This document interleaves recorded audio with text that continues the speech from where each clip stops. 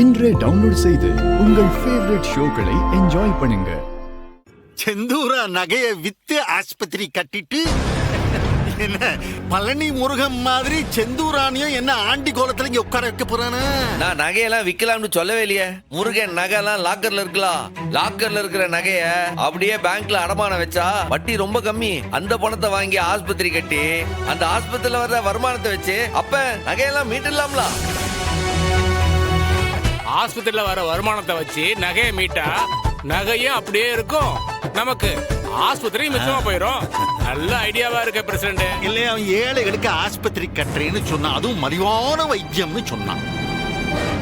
ஆனா அந்த ஆஸ்பத்திரி கடனை அடைக்கிறதுக்கே எங்கிட்ட இருந்து வருமானம் வரும்? அன்னாட கூலி வேலைக்கு போறவங்க அதுல இருந்து வர்ற 5-10 வச்சுக்கிட்டு எப்படி இவன் அவ்வளோ கடன் அடைப்பான்? நம்ம செந்தூர் ஆண்டவன் ஆஸ்பத்திரி ஏழைங்களுக்கு தான் இலவசமா வைத்தியம் பார்க்க.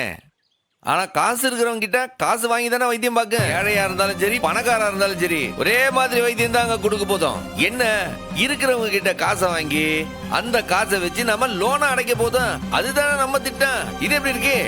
சூப்பர்.